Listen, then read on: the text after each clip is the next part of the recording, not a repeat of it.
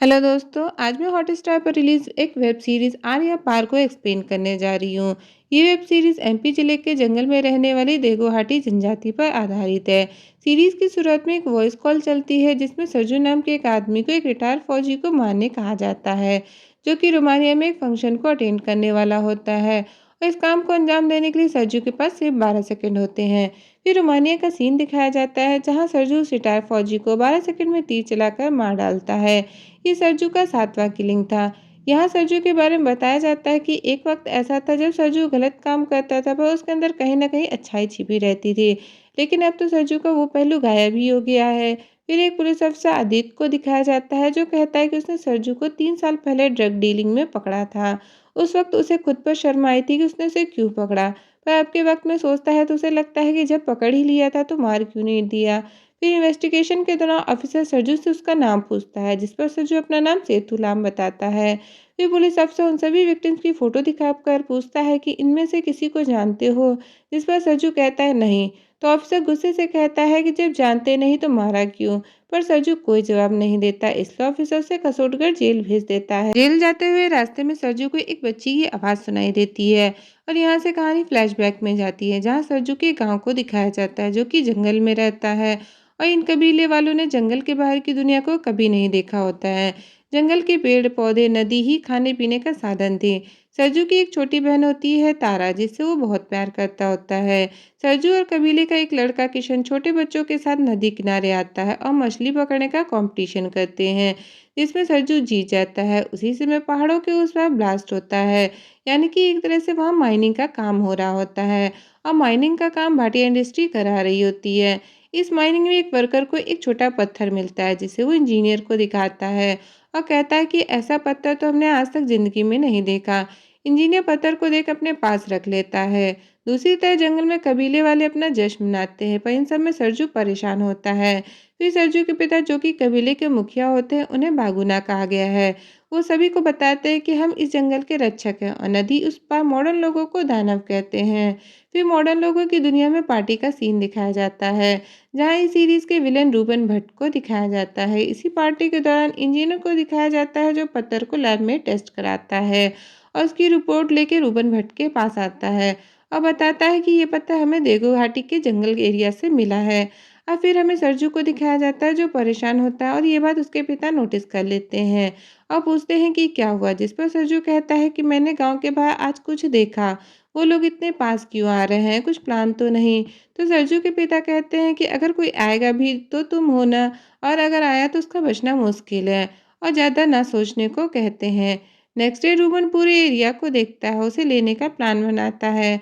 हालांकि ये पूरा ट्राइबल एरिया अंडर गवर्नमेंट होता है, पर फिर भी उसे पाने की जिद पर अड़ जाता है। उसी तरह फॉरेस्ट ऑफिसर बगना से मिलने आता है और कहता है कि कुछ लोग आपसे मिलना चाहते हैं, पर बगना साफ इनकार कर देता है, ये कहकर कि वो बाहरी दुनिया के लोगों से कोई संपर्क नहीं चाहता है, और फिर डराते हुए ऑफिसर को वहां से भगा देता है। वहीं रूबन भट्ट अपनी वाइफ से बात करता है और कॉल कट करने के बाद जब पी करता है तो उसमें ब्लड निकलता है, जिससे थोड़ा परेशान हो जाता है। यहाँ समझ आता है कि वो किसी बड़ी बीमारी का मरीज है। फिर डॉक्टर के पास जाता है जो इंजेक्शन लगाने के बाद उसे रेस्ट करने की सलाह देता है। तभी रूबन के पास गोल्डी आता है जो कि उसका बेटा होता है और पूछता है कि हम यहाँ से जा क्यों नहीं रहे हैं, जिस पर मिस्टर भट्ट कहता है कि वो उस जमीन के लिए रुका है जहाँ काफी मात्रा में यूरेनियम है, जिसे पाकर एक देश नहीं बल्कि कई देशों को खरीदा जा सकता है। पर गोल्डी उसकी बातों को इग्नोर कर वहां से चला जाता है। गोल्डी के जाने के बाद मैनेजर फॉरेस्ट ऑफिसर महेश को लेके आता है, जो बताता है कि जंगल के लोगों ने मिलने से साफ मना कर दिया है। ये सुन रूबन भट्ट प्लानिंग के थ्रू जंगल के अंदर जाने वाली नदी में पॉइजन मिक्स करवा देता है, जिससे जंगल के पानी को पीकर जानवर मर जाते हैं। सरजू की बहन तारक बीमार पड़ जाती है। रूबन भट्ट ड्रोन कैमरे के थ्रू सब देख रहा होता है, पर सरजू अपनी तीर से कैमरे को नष्ट कर देता है। और एपिसोड के अंत में डॉक्टर संगीता दास को दिखाया जाता है, जो कि डॉक्टर के साथ ट्राइबल वेलफेयर फिलॉन्थ्रोपिस्ट भी होती है। तो एपिसोड की स्टार्टिंग में जंगल से 140 किलोमीटर दूर कसोटगढ़ का सीन दिखाया जाता है, जहाँ एक स्नाइपर अपने टारगेट को मारने वाला होता है, पर ऐन मौके पर पुलिस उस स्नाइपर पर फायर कर देती है और उसे पकड़ लेती है। उधर जगदलगंज सिटी में ऑफिसर ट्राइबल डॉक्टर संगीता दास को झूठी स्टोरी बताते हैं कि उनकी लापरवाही की वजह से इंडस्ट्री का वेस्ट लीक होकर नदी में मिल गया है। सब जगह तो उन्होंने कंट्रोल कर लिया, पर जगदलगंज के जंगल तक वो नहीं पहुंच पाए। अब क्योंकि संघमित्रा देगोहाटी ट्राइब के बारे में जानती होती हैं, इसलिए उसे इन ट्राइब के लोगों को ट्रीटमेंट देने के लिए अपॉइंट किया जाता है, जबकि ये पूरी साजिश रूबन भट्ट की होती है। जंगल में काफी जड़ी बूटी से इलाज करने के बावजूद भी तारा ठीक नहीं होती। तब एक ढोंगी बाबा कहते हैं कि नदी माई का श्राप लगा है, इसलिए तारा की बलि देनी पड़ेगी। लेकिन सरजू इसके लिए मना कर देता है और कहता है कि अगर नदी माई गुस्से में होती तो वो बढ़ जाती और सबको बर्बाद कर देती। सबके खिलाफ जाके सरजू अपनी बहन को उठाकर वहां से ले जाता है और एक मूर्ति के सामने रख देता है, जो कि उनके भगवान और जंगल के रक्षक के रूप में होते हैं। सरजू उनसे रिक्वेस्ट करता है कि वो उसकी बहन को बचा ले, वरना वो कभी उनकी पूजा नहीं करेगा। तभी सरजू की नज़र नदी पर पड़ती है, जहाँ डॉक्टर संघमित्रा नाव से आ रही होती हैं। पहले तो सरजू उसे रोकता है, पर डॉक्टर अपनी समझदारी से उसे विश्वास दिलाती है और तारा को इंजेक्शन देकर होश में लाती है। पर तारा को पूरी तरह ठीक होने के लिए हॉस्पिटल में भर्ती करने को कहती है। तभी कबीले के सरदार व बाकी लोग आ जाते हैं, जो एक अनजान को जंगल में देख गुस्सा करते हैं। डॉक्टर उनसे रिक्वेस्ट करती है कि वो लोग शहर आके वैक्सीन लगा लें, पर सरदार बिल्कुल मना कर देता है।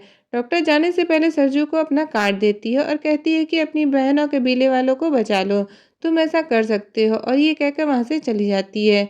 सिटी में हमें त्यागी नाम के लंगड़े को दिखाया जाता है, जो कि ड्रग स्मगलिंग जैसे कामों का दलाल होता है। और अभी जिस स्नाइपर को पुलिस ने पकड़ा होता है वो भी त्यागी का ही बंदा होता है। त्यागी ये खबर सुनकर फौरन अपने घर से भागने के लिए पैकिंग करने लगता है। तभी उसकी बीवी आ जाती है, जो इस पर गुस्सा करते हुए कहती है कि तुम ये काम कब छोड़ोगे। तो त्यागी कहता है कि अगर उसने ये काम छोड़ दिया तो गुजारा कैसे होगा। इतना कहकर और कुछ पैसे देकर घर से निकल जाता है। जंगल में सरजू अपनी बहन तारा को लेकर परेशान होता है, इसलिए सबके जगने से पहले वो तारा को चोरी छुपे जंगल से शहर ले आता है। तारा की मां के चिल्लाने पर सभी जग जाते हैं और सरजू को नाव से बाहर जाते हुए देखते हैं, जिस पर भगुना और गांव वाले गुस्सा करते हैं और कहते हैं कि आज से ये हमारे लिए मर गया। जो गांव छोड़ शहर तो पहुंच जाता है, पर वहां की भागा दौड़ी में वो परेशान हो जाता है। रोड क्रॉस नहीं कर पाता, लोग उसे घूरते हुए नजर आते हैं, क्योंकि उसके कपड़े बाकियों से पूरी तरह अलग थे। तभी सरजू को पुलिस वाले मिल जाते हैं और उन्हें लगता है कि शायद सरजू किसी की बच्ची को किडनैप करके ले जा रहा है। जैसे ही पुलिस वाले उसे पकड़ते हैं, वो तारा को एक जगह छिपाकर 4-5 पुलिस वालों को तीर से मारता है।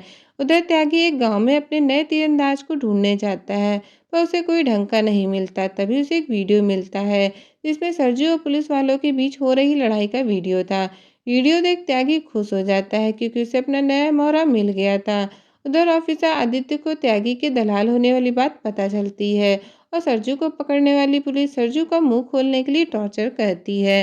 और इसी के साथ दूसरा एपिसोड खत्म होता है। आगे की स्टोरी जानने के लिए चैनल को सब्सक्राइब करना ना भूलें।